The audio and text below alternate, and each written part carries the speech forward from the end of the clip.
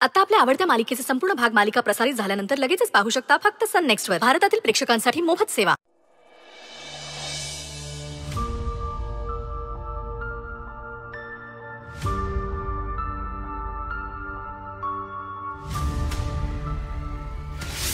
आपण याआधी कुठे भेटलोय का? खूप जुनी ट्रिक झाली असं नाही का वाटत?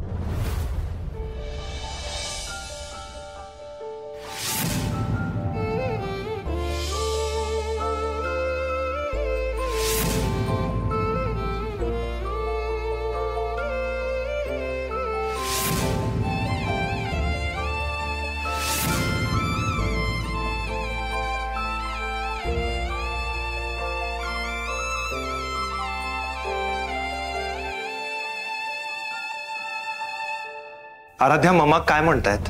तू फिगर्स चेंज केलायस का? तुलाही असं वाटतंय? मग तुझ्या ममा काय म्हणतायत? आणि फक्त 1 रुपयाचा फरक कसा काय अमाउंट मध्ये?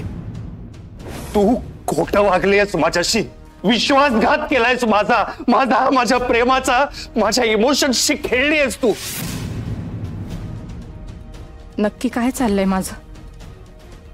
काय होतंय मला? ही काळजी नाहीये, मला भीती वाटते. श्रेयस माझ्यापासून कायमचा दूर जाणार नाही ना?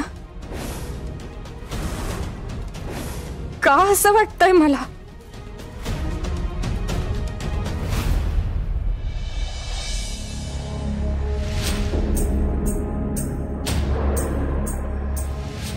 कॉफी पिऊया? नाही, नको, थँक्यू. I said, चल कॉफी पिऊया.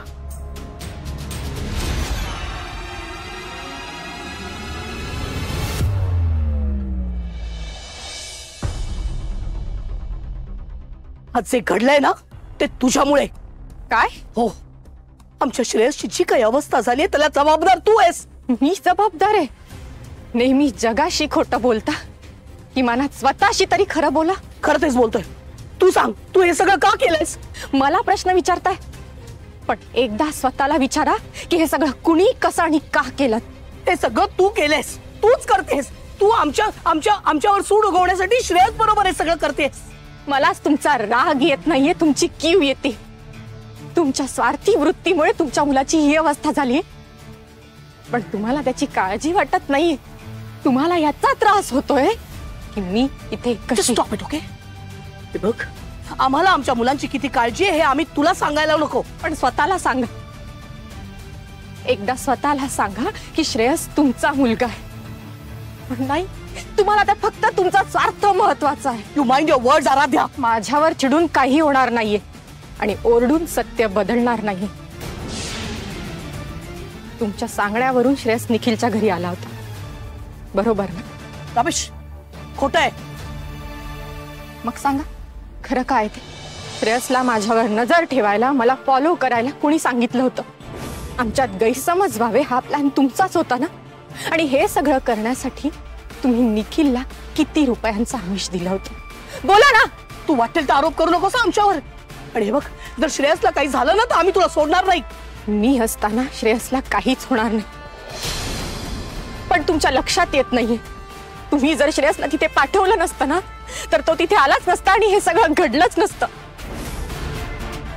पण आज तुमच्या स्वार्थी वृत्तीमुळे श्रेयस आज जीवन मरणाच्या दारात उभा आहे. बस बस, इनफ. खूप बोललीस तू. पण लक्षात ठेव, आमच्या श्रेयसला काही झालं ना तर तुझ्या कुटुंबातल्या एकाही माणसाला आम्ही जिवंत ठेवणार नाही. तुम्ही ना चांगल्या बिझनेस वुमन होऊ शकलात, ना चांगली आई. How dare you? Just shut up. स्वतःचा मुलगा जीवन मरणाच्या दारात उभा असताना त्याचा जीव वाचवायचा सोडून तुम्ही दुसऱ्याचा जीव कसा घ्यायचा याचा विचार करताय. सूड घेणं महत्वाचं वाटतंय तुम्हाला. तुमच्या ह्याच स्वार्थी वृत्तीची शिक्षा आज श्रेयस भोगतोय. आणि श्रेयसला जर काही झालं तर त्याला जबाबदार फक्त तुम्ही असाल, फक्त तुम्ही.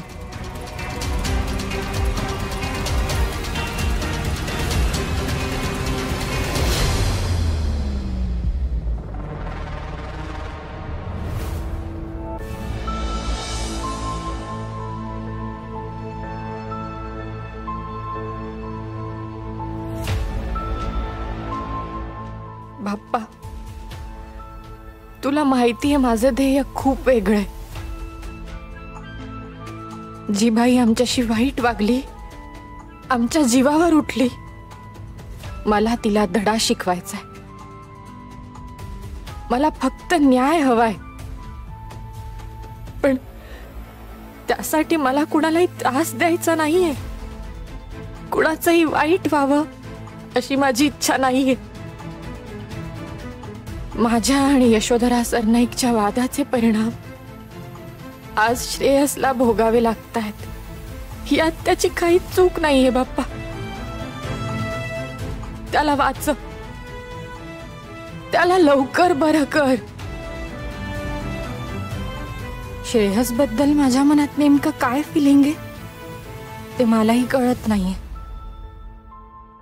पण श्रेयस बद्दल काळजीपेक्षा जास्त खूप काही वाटतंय एवढं नक्की. तो जोवर शुद्धीवर येत नाही तोवर मी अन्नाचा एक कणही खाणार नाही आणि पाण्याचा एक घोटही घेणार नाही. तुला श्रेयसला लवकर बरं करावंच लागेल बाप्पा.